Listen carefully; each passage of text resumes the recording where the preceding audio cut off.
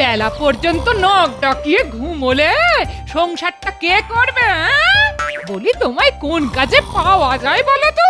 কুটোটি পর্যন্ত নাড়ানোর নাম নেই, শুধু ঘুম আর রাজসভা, ব্যাস। আমি কি শুধু জীবনটা রান্না করেই কাটিয়ে দেবো? এই দেখো গিন্নি, আমাকে মাথা খাটিয়ে খেতে হয়, আর মাথা ঠান্ডা রাখার একটাই উপায়, ভালো ঘুম আর পেট পুড়ে খাওয়া। ও সব কথা তুমি রাজা মশাইকে বুঝিও, আমাকে নয়। তোমার মাথা ঠান্ডা রাখতে নিজেকে উনুনের আঁচে সেদ্ধ করতে পারবো না। এই আমি বলে রাখছি, ভালো করে শুনে নাও। তুমিও শুনে রাখো গিন্নি, ওই রোজ রান্না করো বলে কিচ্ছুটি বলি না, যা রাধো অমৃত মনে গলায় ঢালি। তার কোথায় ঢালবে গো? তোমার চাহিদা মেটানো আমার পক্ষে সম্ভব নয়। মেটাতে হবে না, মেটাতে হবে না। একটু রান্না করে দাও বলে যদি এত কথা শুনতে হয়, তাহলে আজ থেকে আমি রান্না করে সবাইকে খাওয়াবো। হ্যাঁ, তুমি পটের বিবি হয়ে বসে থাকবে, ব্যাস। এটাই তো বলতে চাইছো? হ্যাঁ, তাই হবে এবং আজ থেকে। এই কথাটা যেন মনে থাকে। পরে আমায় বলতে এসো না। ওগো, মাছের ঝাল খেতে ইচ্ছে করছে, কিন্তু কি করে রাঁধে তা ভুলে গেছি। একটু রেঁধে দাও না গো। এই তখন কিন্তু কিচ্ছুটি শুনবো না, এই কথা কান পেতে শুনে রাখো। তোমার বচন যা মধুর, তা না শুনলে কানে তালা পড়ে যাবে না? মনে থাকে যেন কথাটা।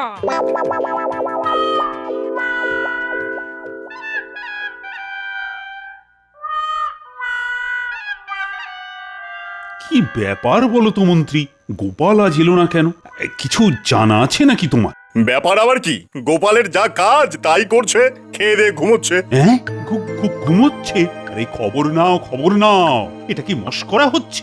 আজ বাদে কাল রাজপুত্রের বিয়ে, আমার রাতে ঘুম হচ্ছে না, আর উনি ওদিকে বাড়িতে নাক ডাকিয়ে ঘুমোচ্ছে। এত কাজ পড়ে রয়েছে, করবেটাকে শুনি। কাজের জন্য গোপালকে কি দরকার মহারাজ? ও থাকলেই বরঞ্চ সব গুবলেট হয়ে যাবে। ঠিক আছে, গোপালকে না হয় কোনো কাজেই লাগালাম না, কিন্তু বিয়ের কথা জেনেও সে আসছে না কেন, সেটা তো আমার জানা দরকার। কালকেই আপনাকে খবর দিতে পারবো। আমি নিজে গিয়ে দেখে আসছি ও সভায় না এসে ঘরে কি করছে। হ্যাঁ, কি গো গোপাল গিন্নি, তোমার কর্তার খবর কি? আর বলো না ভাই, এখন মাথায় রান্নার ভূত ঢুকেছে। বলো কি গো, রান্না উনি শিখলেন কি করে? জানি না গো, আমি তো বাবা কোনো দিনও শেখাইনি, কিন্তু নুন ঝাল মিষ্টির পরিমাণে এত নিখুঁত যে তুমি ভাবতেও পারবে না। দাঁড়াও, আমিও আমার কর্তাকে রান্না করতে বাধ্য করব। দিনের পর দিন তো এটা চলতে পারে না। আমরাই শুধু রেঁধে যাব আর ওনারা বসে বসে খাবেন। না, এটা চলতে পারে না। না, এটা চলতে পারে না। আমিও আমার স্বামীকে রোজ রান্না করাবো, দেখি কি করে আমার কথা অমান্য করলে আমিও দেখে নেব। কিছু খেতে দাও বউ, বড্ড খিদে পেয়েছে যে। পারবো না, নিজে নিয়ে খাও। কি বলছো তুমি? স্বামীকে খেতে দেবে না? কাল থেকে আমাকে রান্না করে খাওয়াতে হবে, বুঝেছো? আমি তো কিছুই বুঝতে পারছি না। আরে তোমার হলোটা কি? যাও, গোপালকে দেখে এসো, সে তার গিন্নিকে রেঁধে খাওয়াচ্ছে রোজ। কাল থেকে তোমাকেও করতে হবে। হ্যাঁ, আমি করব রান্না? রাজ্যের মন্ত্রী রান্না করে বউকে খাওয়াবে? জীবনে এই কথা কোথাও শুনেছো? শুনি কি না শুনি সেটা তোমার দেখার বিষয় নয়। আমার এক কথা, গোপাল যদি পারে তুমিও পারবে।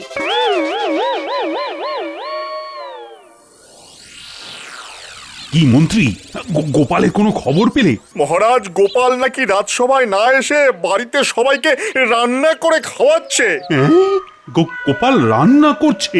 কি বলছো বলো তো তুমি? ভগবান একেবারে সঠিক তথ্যই দিয়েছে। শুধু তাই নয়, গোপাল ওই নদীর ঘাটে আমাদের বউদের উস্কেছে, যেন তারা ওই আমাদের বাধ্য করে রান্না করতে। ভাবুন মহারাজ, ভাবুন, আমরা রান্না করতে শুরু করলে রাজ্যের হাল কি দাঁড়াবে? রাজসভা তো ফাঁকা হয়ে যাবে। কি বললে? সব পুরুষ মানুষকে উস্কাচ্ছে রান্না করার জন্য? এ কিন্তু ভারী অন্যায়। গোপালকে এর জন্য কঠিন শাস্তি পেতে হবে। মহারাজ, কোনদিন হয়তো শুনবো রানীমা পর্যন্ত আপনাকে দিয়ে রান্না করাচ্ছে। এই যদি তাই হয় তবে রাজ্যের কি হবে? হ্যাঁ, রাজসভা ছেড়ে রাজা রান্নাঘরে রন্ধন কর্ম করছে। ছি, ছি, ছি, ছি, ছি, ছি, ছি, ছি, লোকে কি বলবে? সেরকম সম্ভাবনা আছে নাকি? তাহলে তো বিপদ। বিপদ বলে বিপদ, তার চাইতে গোপালকে আপনি ওই রাজ্য থেকে তাড়িয়ে দিন, তাহলেই আমাদের রক্ষা। না না, তার আর দরকার নেই। গোপালকে শায়েস্তা করার একটাই পথ আছে। কি সে পথ? সামনেই রাজপুত্রের বিয়ে। আপনি বলেছেন যে 3 দিন 3 রাত্রি রাজ্যের সবাই রাজবাড়িতে খাবে। আপনি গোপালকে রান্না বান্নার ভার দিয়ে দিন না, দেখি প্রজারা খেয়ে কি বলে। গোপাল এমন তারা খাবে যে রাজ্য ছেড়ে পালাতে বাধ্য হবে। এটা ভালো কথা বলেছ, কিন্তু তার আগে তো গোপালের হাতের রান্না খেতে হবে। মানে গোপাল কেমন রাঁধে তা না জেনে তো তার উপর এত বড় একটা দায়িত্ব চাপানো যায় না। আর খারাপ হলে তো প্রজারা তো আমার উপর ক্ষেপে যাবে। চলো আমরা 3 জন মিলে গোপালের হাতের রান্না খেয়ে আসি।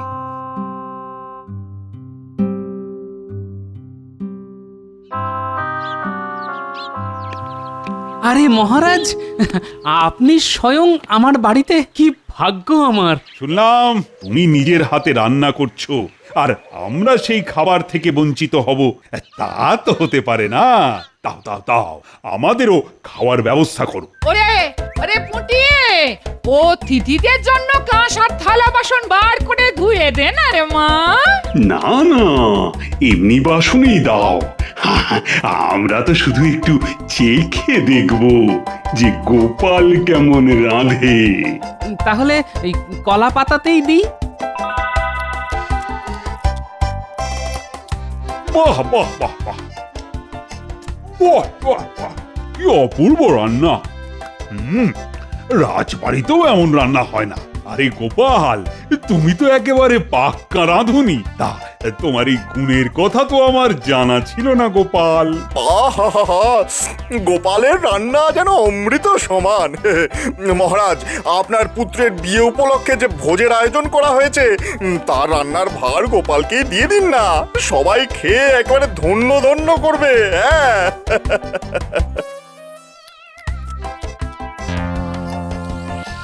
হ্যাঁ মহারাজ, গোপালের হাতের রান্না খেলে প্রজারা দুহাত তুলে রাজপুত্রকে আশীর্বাদ করবে। কথাটা তো খারাপ বলনি তোমরা। কি গোপাল, রাজি তো? 3 দিনের রান্না, প্রথম দিন আইবুড়ো ভাত, পরের দিন দুপুরের খাওয়া, আর বধূবরণের দিন রাত ও দিন। পারবে তো? মহারাজ যখন আজ্ঞা করেছেন তখন গোপাল তা করবেই। আপনি নিশ্চিন্ত থাকুন। যাক, একটা কাজ হয়ে গেল। তাহলে গোপাল, তোমার কি কি লাগবে তা আমাকে জানিয়ে দিও। বহু লোকের ভোজ, তোমার সাহায্যকারীদের ব্যবস্থা আমি না হয় করে দেব। না মহারাজ, লোকজন আমি ঠিক করে নেব, তা নিয়ে আপনি চিন্তা করবেন না।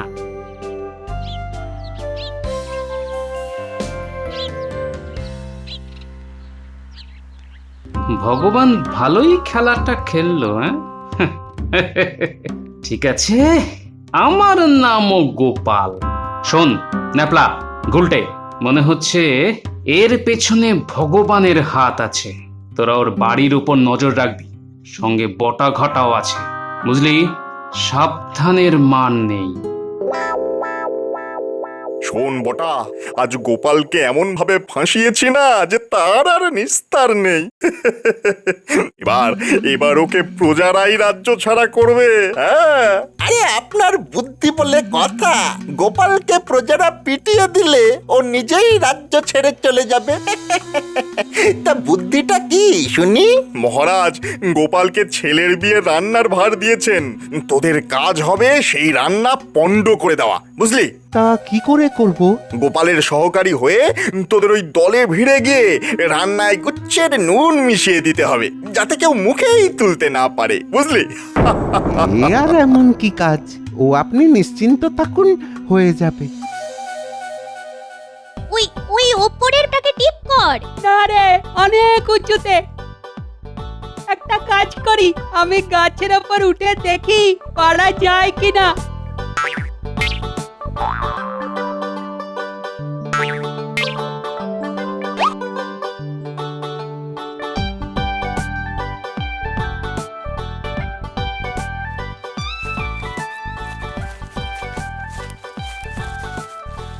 পুটি, ডাবলা, বটা ঘটা আসছে।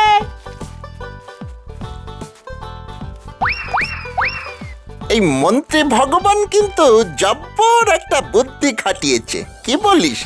হ্যাঁ, এবারেরটা জব্বর বটেই। ভগবানের কি বুদ্ধি রে! গোপাল রান্নায় নুন দেবেই, আর আমরা সেই নুনের ওপরে নুন চাপিয়ে দেব। কেউ আর মুখ তুলতে পারবে না। একেবারে মোক্ষম বুদ্ধি। চল বাজার থেকে নুন জোগাড় করি। চল চল, সেটাই ভালো। হ্যাঁ, সেটাই ভালো। শুনলি কথাটা? চল তাড়াতাড়ি দাদুকে গিয়ে জানিয়ে আসি।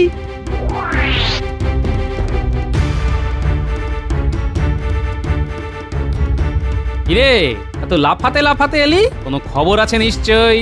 আচ্ছা দাদু, বটার ঘটার মুখ থেকে নিজের কানে শুনে এসেছি। তাহলে দেরি করছিস কেন? তাড়াতাড়ি বলে ফেল। ও, এই বুদ্ধি খাটিয়েছি? এটা কোনো বুদ্ধি হলো? সে আমরা জানি দাদু, বুদ্ধিতে যে ভগবান তোমার কাছে বাচ্চা, তার অনেক প্রমাণ তো পেলাম। তবে এই খবরটা আমার জানা খুব দরকার ছিল।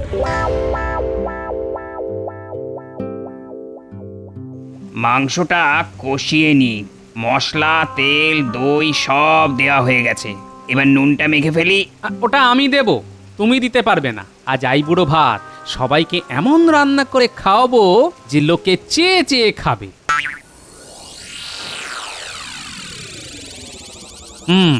বুঝেছি, এরা ভগবানের লোক। বেটাদের আগে কখনো দেখিনি, নিশ্চয়ই নুন মেশাতে এসেছে। আচ্ছা, আমিও গোপাল, দেখি তোদের কত বুদ্ধি।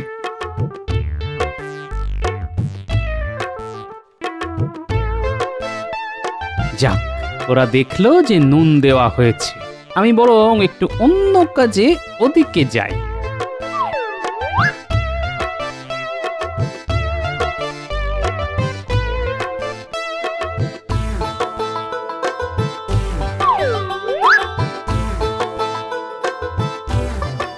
গোপাল এখন নেই, এই সুযোগ।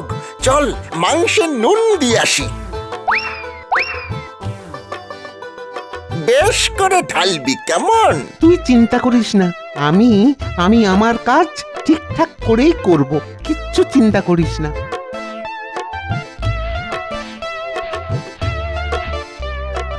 এবার দেখি গোপালের রান্না খেয়ে কে কি বলে।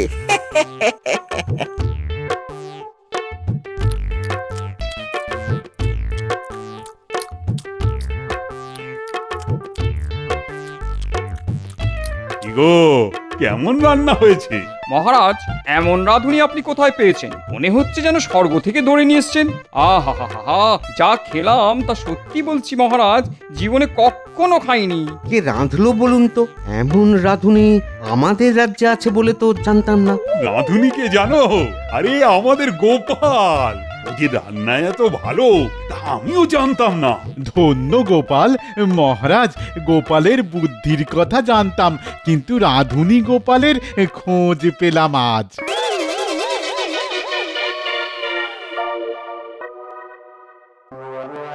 ভাগ্যিস গোপাল ছিল, তাই সবকিছু উতরে গেল।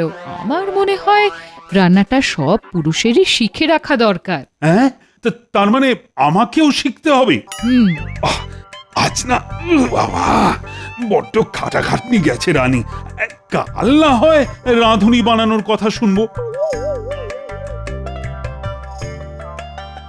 তোমার কথাই ঠিক ভগবান, গোপালের ঘাট থেকে রান্নার ভূত নামাতে হবে। সেটা কোনো ব্যাপারই না। বিয়ের দিন দুপুরে রান্নায় এমন ঝাল মিশিয়ে দেব যে গোপালকে ছিঁড়ে খেয়ে নেবে প্রজারা। তাই করো ভগবান, নইলে আমায় যে রাঁধুনি হতেই হবে। কি আহামক রে তোরা, নুন বেশি করে মেশাতে পারলি না? হ্যাঁ, আরে গোপাল যে নুন একেবারেই দেয়নি তা জানবো কি করে? আমরা যথেষ্ট নুন দিয়েও কিছুই হলো না। ছ্যা, ছ্যা, ছ্যা, ছ্যা, ছ্যা। কপালের জোরে বেঁচে গেল গোপাল। এটাই গোপালের কপাল। কিন্তু এবার মহারাজ নিজেই বলেছেন এমন কিছু করতে হবে যাতে গোপালের মাথা থেকে রান্নার ভূত একেবারে চলে যায়। তাই বিয়ের দিন দুপুরের ভোজে রান্নায় বেশ করে ঝাল দিতে হবে, বুঝলি? এবার আর বলদের মতন কাজ করিস না যেন, কেমন? ঠিক আছে, এবার তাই হবে।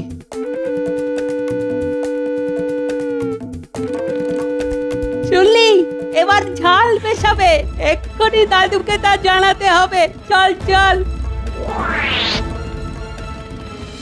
দাদু, এই মাত্র শুনে এলাম কালকের দুপুরের ভোজে ওরা নাকি ঝাল মেশাবে। এমন ঝাল দেবে যে লোকে নাকি কাঁদতে কাঁদতে বাড়ি ফিরবে। শোন গুলটে, তোরাও তো নিমন্ত্রিত। তোরা আমার কাছাকাছি থাকবি। চিংড়ি মাছ দিয়ে এঁচোড়ের ঘন্ট রাঁধবো। তোরা এসে বারবার আমার কাছে খেতে চাইবি, আমি একটুখানি খেতে দেবো। তোরা খেয়ে বলবি, উফ কি ঝাল দিয়েছো দাদু, কেউ খেতে পারবে না। আমি বলবো, যা তো, রান্নার সময় বিরক্ত করবি না, তোদের জন্যই আমার সব মনোসংযোগ নষ্ট হয়ে যাচ্ছে। ঠিক আছে? ঠিক আছে দাদু, তাই করব। আর নজর রাখবি বটা আর ঘটা কোথায় আছে। ওরা রান্নার কাছে এলেই তোরা চলে আসবি, বুঝেছিস? বুঝেছি বুঝেছি।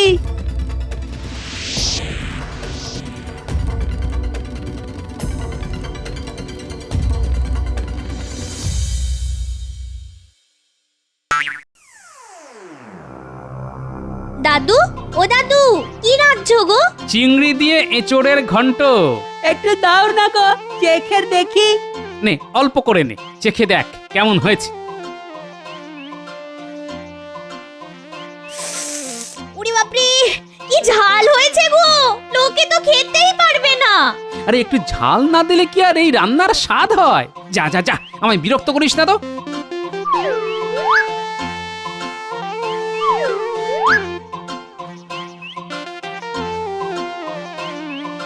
চল রে ঘটা, এবার ঝাল ঢালার সময় হয়ে গেছে। এমনিতেই ঝাল বেশি হয়েছে। হ্যাঁ, এবার যা ঢাললাম তাতে আর কাউকে ওই খেতে হবে না। সবাই পুকুরে ঝাঁপাবে, জলে চুবে থাকবে এক বেলা।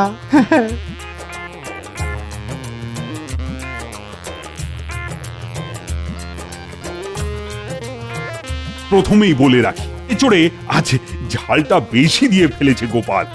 ওকে আর রান্না করতে দেব না, অনেক হয়েছে। এভাবে কেউ ঝাল দেয়? ঝাল? মহারাজ কি বলছেন? এমন পরিমাণ মতন ঝাল আগে কখনো খাইনি। গোপালের হাতের যেমন নুন তেমন ঝালের মাপ। এই মাপ উঁচু দরের রাঁধুনি ছাড়া আর কেউ দিতে পারবে না। গোপাল হলো গিয়ে পাক্কা রাঁধুনি, রান্নার স্বাদ নিয়ে কোনো কথা হবে না। রাঁধুনি হিসাবে গোপালকে সেরা শিরোপা দেওয়া উচিত মহারাজ। তোমার মতো অকম্মার ঢেকি আমি আগে না একটাও দেখিনি। রাজামশাই কাকে কি বলছে রে? কাকে আবার? ভগবানকে। চল আড়াল থেকে শুনে নি।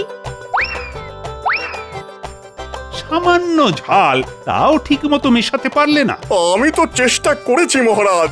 যাকে, এখন একটাই সুযোগ আছে, বধূবরণের রাত, সেদিনও কিন্তু কিছু একটা করতেই হবে। চিন্তা করবেন না মহারাজ, সেদিন আমাদের প্রথা অনুযায়ী পায়েস হবে। হ্যাঁ, সেই পায়েসে নুন আর লঙ্কা দুটোই মিশিয়ে দেব।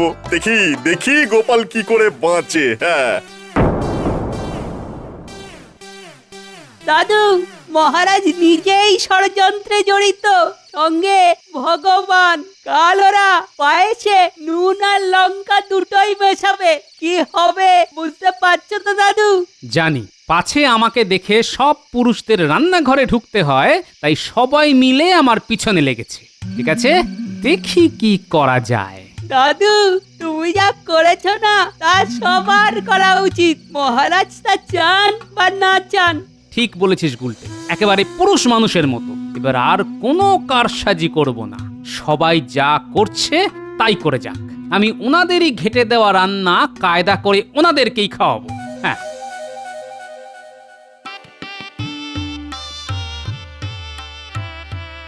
আগে আমি এই কদিন রান্না করে এক মন্ত্রপুত পায়েস বানানো শিখেছি। আমি মহারাজের সব সভাসদদের স্ত্রীদের অনুরোধ করছি তারা যেন তাদের স্বামীকে এই পায়েস খাওয়ায়, তাহলেই তারা রান্নায় আমার থেকেও পারদর্শী হয়ে উঠবে। মনে রাখবেন, এই পায়েস হলো মন্ত্রপুত। এই যে মন্ত্রী মশাই, আসুন। সবার আগে আপনি খেয়ে দেখুন, মন্ত্র বলে রান্না শিখতে পারেন কিনা। না না না, মানে ইয়ে আমাকে কেন? মানে আমি তো বলেই দিয়েছি যে পায়েস আমি খাই না। তুমি পায়েস খাও না? এই প্রথম শুনলাম। নাও খেয়ে নাও, নইলে কিন্তু বাপের বাড়ি আমার আছেই, যাবো যে আর কিন্তু ফিরবো না। এসো, পায়েসটা লক্ষ্মী ছেলের মতো খেয়ে নাও তো, দেখবে শুধু রান্না করতে ইচ্ছে করবে। মহারাজ, আপনিও বাদ যাবেন কেন? আসুন না, আপনিও পায়েস খান।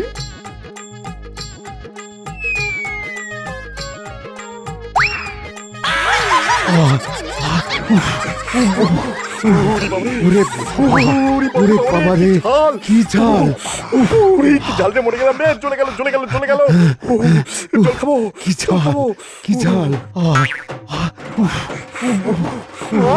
ওরে বাবা রে, কি ঝাল!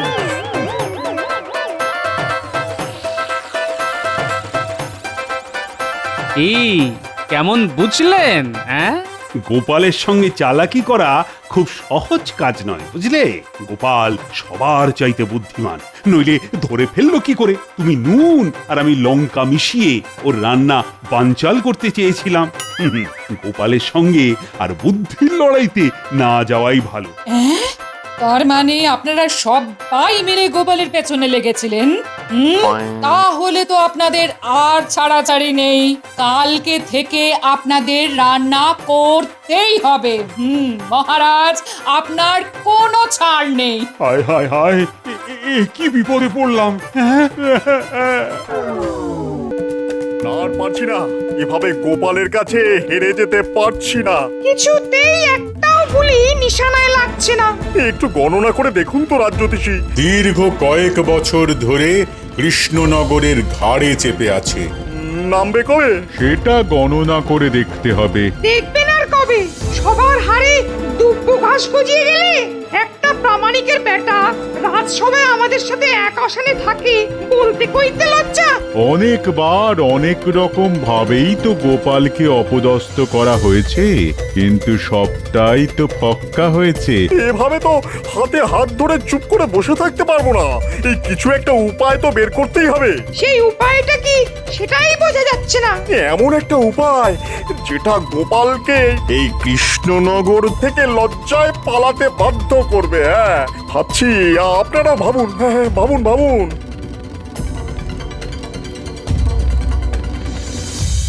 উজির, মহারাজ কৃষ্ণচন্দ্র অনেকগুলো চিঠি পাঠিয়েছিল। হ্যাঁ হ্যাঁ জাহাপনা, অনুদানের জন্য আবেদন করেছিল। হ্যাঁ, গত বছর খরাতে কৃষ্ণনগর খুব ক্ষতিগ্রস্ত হয়েছিল। কৃষ্ণচন্দ্রকে এত্তেলা পাঠাও, আমি কৃষ্ণনগরে গিয়ে দুদিন থাকবো, আর ওখানে বসেই আমি অনুদানের অর্থ প্রদান করব। জো হুকুম জাহাপনা, আমি এখনই খবর পাঠাচ্ছি।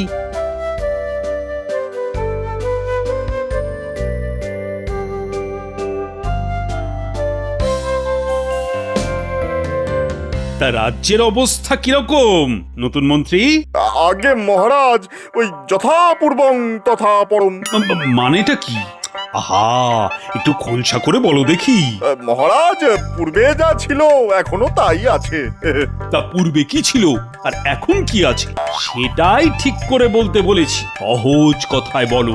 মহারাজ, নতুন মন্ত্রী বোধহয় হেয়ালি ছাড়া কথা বলতে পারেন না। আসলে হেয়ালি বুঝতে গেলে যে আভিজাত্য লাগে সেটা তোমার মধ্যে যে একদমই নেই গোপাল। ওই আবার শুরু হলো। তোমাদের তো দেখি একেবারে সাপে নেউলে অবস্থা। আচ্ছা, সভার মধ্যে যদি এভাবে যুদ্ধ হয় তবে তো খুব মুশকিল নতুন মন্ত্রী। আমি দুঃখিত মহারাজ, এরপর থেকে আমি নিজেকে সংযত রাখব। আসলে কি জানেন মহারাজ, ওই সোজা কথা সোজাভাবে বললে সময় বেঁচে যায়, রাজকার্যে গতি আসে। তা ঠিক কথাই বলেছ। তা হ্যাঁ, নতুন মন্ত্রী, এক কথায় বলো তো, রাজ্য এখন কেমন? মানে রাজ্যের মানুষজন কি বলছে? ভয়ে বলবো না নির্ভয়ে? এটা কি একটা কথার উত্তর হলো নতুন মন্ত্রী মশাই? মহারাজ আমাকে যদি এক কথায় জিজ্ঞেস করতেন তবে আমি বলতাম ভালো নেই মহারাজ। গোপাল, তোমার কাজ হলো ভাঁড়ামো করা, মানে যেটা তুমি পারো। রাজসভার কাজে তোমাকে নাক গলাতে কে বলেছে? আগে রাজ্যতীষী, আমার নাকটা বড় পেয়ারা, কিছু খারাপ হলেই আগে থেকে ওই খারাপ গন্ধ পেতে থাকে। মহারাজ, নবাবের দূত নবাবের পত্র নিয়ে এসেছেন। পাঠিয়ে দাও, পাঠিয়ে দাও। হয়তো আমার পাঠানো পত্রের উত্তর দিয়েছেন স্বয়ং নবাব বাহাদুর।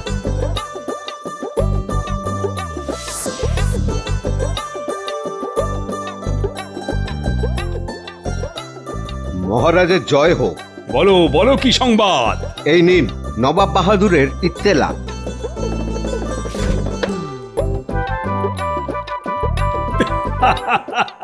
বাহ, বাহ, বাহ, বাহ। দাদু, তুমি আজ বিশ্রাম নিয়ে কাল সকালে বরং মুর্শিদাবাদ যেও। ঠিক আছে মহারাজ, আপনার যেমন ইচ্ছা। শোনো সবাই, নবাব বাহাদুর আসছেন কৃষ্ণনগরে কাল রাতে। এ তো খুব ভালো কথা মহারাজ। হ্যাঁ, ভালো মানে? এ ভালোর যে কোনো সীমা পরিসীমা নেই। তবে তো অনেক দায়িত্ব পড়ে গেল।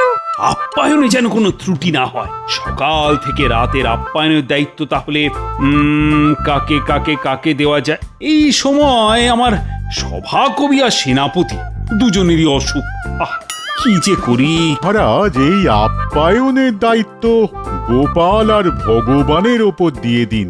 নবাব বাহাদুর গোপালকে পছন্দ করে, আর আমাদের নতুন মন্ত্রীর সাথেও আলাপটা হয়ে যাবে। রাজ্যতীষী গোপালকে লেজে গোবরে করার সুযোগ করে দিয়েছে। সুযোগটাকে কাজে লাগাতে হবে। রাজ্যতীষী ঠিক বলেছে।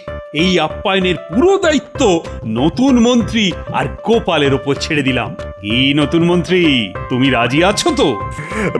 মহারাজ, আমার গোপালের সাথে কাঁধে কাঁধ মিলিয়ে কাজ করতে কোনো অসুবিধা নেই। আমি প্রস্তুত।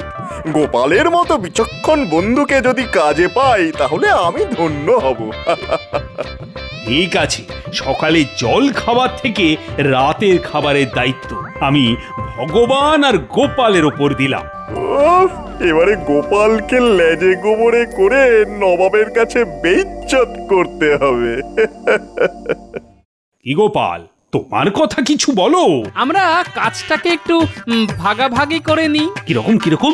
এই ধরুন, কেউ সকাল আর সন্ধ্যার জল খাবারের দায়িত্ব নিল, আর কেউ ওই মধ্যাহ্ন ভোজন আর রাতের খাবারের দায়িত্ব নিল।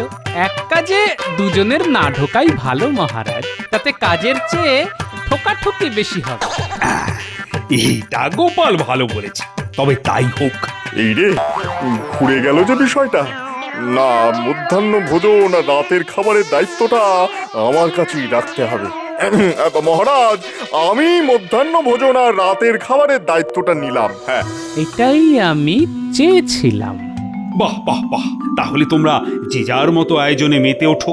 কোষাধ্যক্ষ তোমাদের হাতে অর্থ দিয়ে দিচ্ছে। মহারাজ, একটা নিবেদন আছে। বলছিলাম যে আমরা আমাদের মতো নবাবের আপ্যায়নের দায়িত্ব নিয়ে আগে নবাবকে খুশি করি। এখন আমাদের অর্থ সংকট চলছে, রাজার পাশে দাঁড়ানো রাজকর্মচারীর কর্তব্য। আপনি নবাবের কাছে অনুদান পেলে আমাদের দিয়ে দেবেন। কি নতুন মন্ত্রী মশাই, ঠিক বলিনি? সাধু সাধু, এই নতুন মন্ত্রী, তুমি কি বলো? প্রথম ধাক্কাটা বেশ জোরে দিল। আমিও ভগবান, হারবো না। হ্যাঁ, মহারাজ, ওই গোপালের দূরদর্শিতার তুলনা নেই। আমার মনের কথাটাকে কিভাবে যে জানতে পারলো, আমিও ঠিক এটাই ভাবছিলাম। ফাঁদে পড়েছো বগা আমার, আমাকে ধাক্কা দেবে। তুমি এখনো আমাকে ঠিক চেনোনি, এবার দেখো তোমার কি হাল করি। দেখেছো কিরকম বজ্জাত মানুষ এই গোপাল, ও কিরকম তোমার ফাঁসি দিল। হ্যাঁ, ওইখান থেকে আবার আমাকে উঠতে হবে। হ্যাঁ, ও সত্যি মহা মৃত্যুঞ্জয় কবচ ধারণ করে আছে। আরে দাঁড়াও দাঁড়াও, ও একটা সুযোগ আমার হাতে তুলে দিয়েছে। সেটা হলো মহারাজের কাছে অর্থ সাহায্য না নিয়ে নবাবের জল খাবারের মতো বিষয় ও নিজে দেখবে। হ্যাঁ, ঠিক, গোপাল ভেবেছে ও যেরকম জল খাবার খায় নবাবও সেরকমই খাবে। ও তো জানে না যে নবাবী চাল কাকে বলে, নবাবী ঢং কাকে বলে। ঠিক ঠিক, এই বিষয়টা তো দেখিনি। আমাকে ঠিক মতো মধ্যাহ্ন ভোজন আর রাতের নবাবী খানার ব্যবস্থা করতে হবে। নবাবের মন আমি ঠিক জয় করে নেব। ব্যাস এইভাবে এগিয়ে যাও, জয় তোমার হবে। শুধু রান্নার পদগুলো ঠিক করে বানাতে বলো, তোমার জয় শুধু সময়ের অপেক্ষা করছে। শুধু আমার আর মহারাজের মুখ চেয়ে এই কাজ তোমাকে করে দিতে হবে ভোলা। এভাবে বলো না গোপাল দাদা, এভাবে বলো না। তুমি রসের যত মিষ্টি আছে সব রাখবে, নবাবের জলখাবার। নবাব যেন মিষ্টি খেয়ে মুগ্ধ হয়ে যান। তুমি তোমার সবটুকু দিয়ে মিষ্টি বানাও, যা খরচ হবে নবাব চলে গেলেই সব শোধ করে দেব। আগে নবাব খুশি হোক, তারপর যা হবার হবে। আচ্ছা বলো তো, কৃষ্ণনগরের সেরা জিনিস কি? আগে গোপাল। কি আবাদ, একদম সঠিক কথা বলেছো। ওই রকম একটা মানুষকে যদি আমি আমার দরবারে রাখতে পারতাম। যাক ও কথা। দূত, এই কৃষ্ণচন্দ্র খবর নিয়ে এসেছো? এসেছে জাহাপানা। ডাকো তাকে। প্রহরী, প্রহরী, দূতকে খবর দাও, নবাব বাহাদুর ডাকছেন। গিন্নি, আরে এই নাও গো বাজারের থলি, ইলিশ মাছ এনেছি, ডিম ভরা। ও মা, ইলিশ! কি ভাগ্য আমার! এবেলা ভাজা ইলিশের তেল দিয়ে মেখে এই ভাত খেয়ে রাজসভায় যাব। ওবেলা এসে ইলিশ ভাপা আর সর্ষে ইলিশ খাবো। ঠিক আছে, করে দেব। তবে পেটে সহ্য হবে তো? কেন এই কথা বলছো কেন? না মানে মেঘে মেঘে যে বেলা হচ্ছে সে খবর আছে গো। এখন একটু জিভে লাগাম দাও। হ্যাঁ, ওই বয়সের খোঁটা দিচ্ছ তো। একটা কথা বলি গিন্নি, বয়স বাড়াটা বয়সের ধর্ম। বয়স বাড়ুক, কিন্তু মনের বয়স যে কমছে। আরেকটা জিনিস বলতে দাও, ওই যে ডিম ভালো করে ভেজে টক দিয়ে রেঁধে রেখো। কতদিন খাইনি। চলি গিন্নি পুকুরে স্নান করতে।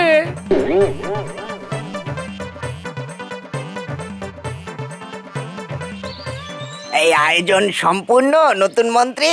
বর্ধমান থেকে খুব ভালো পাচক এনেছি, আমার বাড়িতেই রান্না হবে। হ্যাঁ, গোপালকে টেক্কা দিতে হবে কিন্তু। গোপাল আমার কাছে হেরে গেছে। ও কি জলখাবার খাওয়াবে কে জানে। মধ্যাহ্ন ভোজন যাতে ভালো হয় সেটাই আমাকে দেখতে হবে। হ্যাঁ, এবার আমি দেখতে পাচ্ছি গোপালের ভবিষ্যতে একটা কালো গ্রহ খুব দ্রুত এগিয়ে আসছে। আনন্দ করো সবাই। তা খাদ্য তালিকা কিছু করেছেন নাকি নতুন মন্ত্রী মশাই? হ্যাঁ, সব বাদশাহী খানা, নানা স্বাদের। নবাব বাহাদুর খুশি হতে বাধ্য একেবারে। আজ রাতে 3 রকম মোগলাই খানা থাকবে। হ্যাঁ, আজ রাত্রেই বিড়াল মেরে দেবেন নতুন মন্ত্রী। হ্যাঁ, কাল সকাল থেকেই যেন নবাব আপনাকেই খোঁজে।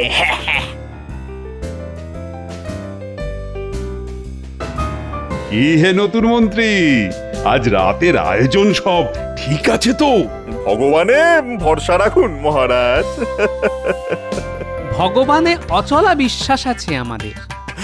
শুনে ভালো লাগলো মহারাজ। এ ভগবান ওপরে থাকেন। সবার ভগবান। আমি ওই ভগবানের কথা বলেছি। দারুণ বলেছো গোপাল। তবে আমাদের নতুন মন্ত্রীও কিন্তু খুব কাজের, কি বলো?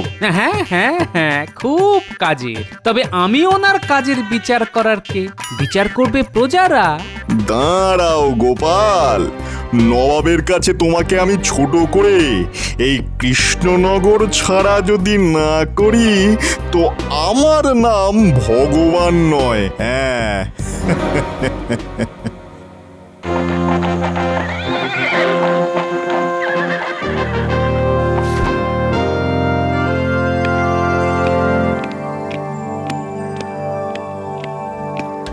তোমার সভাকবি কোথায় কৃষ্ণচন্দ্র? বিশ্রামে আছে নবাব বাহাদুর, খুবই অসুস্থ কিনা।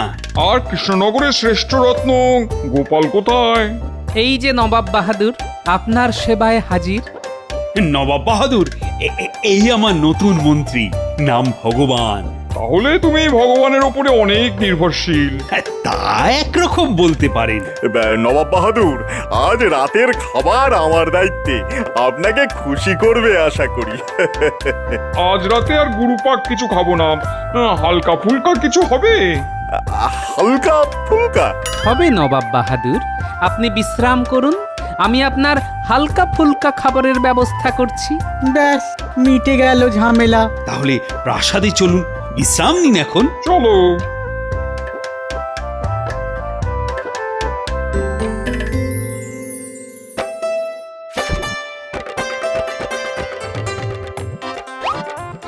এই নিন নবাব বাহাদুর।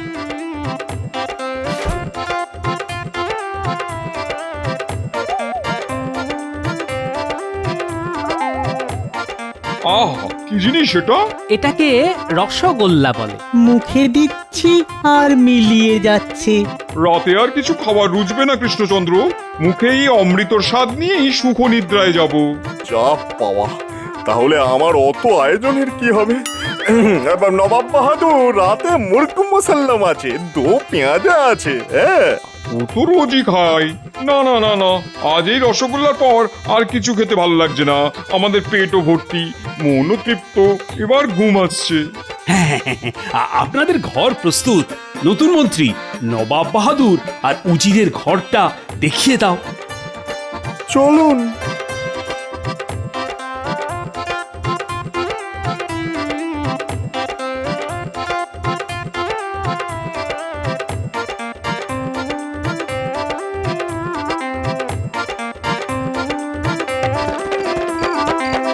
ভোলা, তোমার মিষ্টির তো খুব প্রশংসা করলেন নবাব বাহাদুর।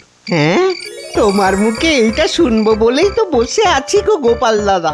কাল ওই ছানা বড়া, মনোহরা আর ওই হিগের কচুরি আছে, আর ওই এই কালো জিরে দিয়ে হালকা ডাল, তারপর সরভাজা আর রসগোল্লা। সব লিখে রাখো ভোলা। এইসব নিয়ে তুমি কিচ্ছুটি ভেবো না গোপাল দাদা, কিচ্ছুটি ভেবো না। তুমি নবাব বাহাদুরকে খুশি করো, ব্যাস।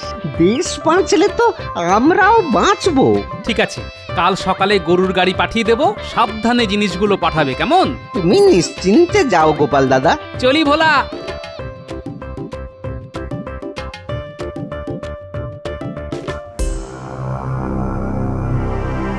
কোথা থেকে কি হলো? এইরকম যে হতে পারে সেটা ভাবতেও পারিনি। মহামৃত্যুঞ্জয় কবচ, ওকে হারানো দুঃসাধ্য। এই তো বললেন একটা কালো গ্রহ আসছে। দূর, আপনার গণনার উপর কোনো আস্থা নেই। না না, কাল সকালে সব ঠিক হয়ে যাবে। হ্যাঁ, তার আজকের খাবারগুলোর কি হবে? আমরা খেয়ে নি, খাবার নষ্ট করা উচিত নয়। ঘ্রাণে তো অর্ধেক পেট ভরেই গেছে, বাকিটা খেয়ে ভরাই। ও ভগবান, ভগবান রক্ষে করো, রক্ষে করো, রক্ষে করো।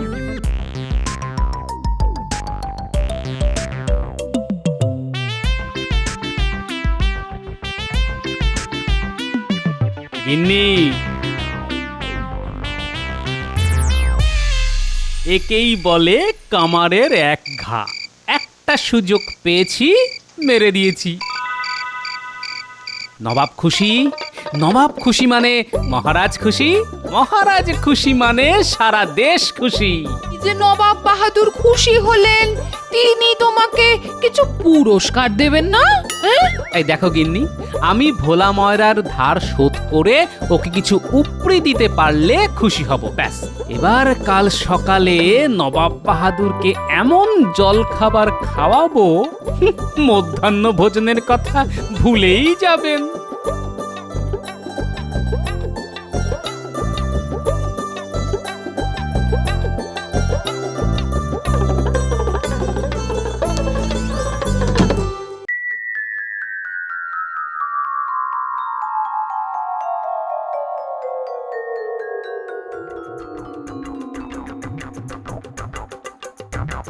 আহা কি সুন্দর, কি স্বাদ, মুখে দিলেই মিলিয়ে যাচ্ছে। আজ সকালের খাবারটাও খুব বেশি হয়ে গেল। যা বলেছো উজির। এখনো শেষ হয়নি, রসগোল্লা আছে। রসগোল্লা? তাহলে এটা কি? এটা মনোহরা। কত মিষ্টি আছে, তবে রসগোল্লার তুলনা নেই। একটু শুধরে নি, কৃষ্ণনগরের ভোলা ময়রার রসগোল্লার তুলনা নেই।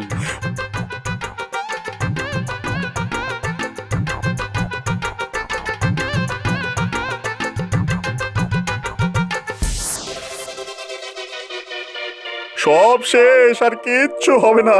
আমার ভুলে আমি হারলাম। ও আমাকে জল খাবারই মেরে দিল। নষ্ট হবে কেন, আমরা তো আছি। ভগবান ভগবান। গোপাল, তুমি তো নবাবকে একেবারে তোমার ঝোলায় পুরে নিয়েছো। শোনো সবাই, নবাব বাহাদুর আমার আর্জি মেনে নিয়েছেন, উনি অনুদান দিয়ে দিয়েছেন। রাজকোষ এখন পূর্ণ, আর পুনর্বাসন দিয়ে দেব চাষিদের। গোপাল, তোমার জল খাবারের জন্য ভোলার কাছে যা যা ধার আছে তা মিটিয়ে দাও। কোষাধ্যক্ষ, বলুন মহারাজ, বলুন। তুমি গোপালের হাতে 500 স্বর্ণ মুদ্রা দিয়ে দাও। মহারাজ, রাজকোষের অর্থ রাজকোষেই থাকুক। নবাব বাহাদুর যদি খুশি হয়ে কিছু দেন, সেখান থেকে আমি ভোলার ধার মিটিয়ে দেব। কি কুছুটে বুদ্ধি, আবার মারলো। খুব শিক্ষা হলো আবার।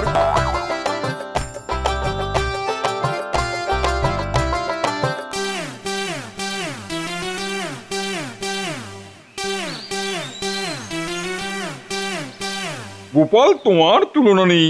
কৃষ্ণচন্দ্র, তোমার কাছে একটা চাওয়ার আছে। বলুন বলুন নবাব বাহাদুর। তোমাদের এই ভোলা ময়রাকে আমি নিয়ে যাব, ওখানে আমাদের কারিগরকে এই রসগোল্লা শিখিয়ে দেওয়ার পরই তবে ওকে ছাড়বো। এই রে, এই মাটি করেছে।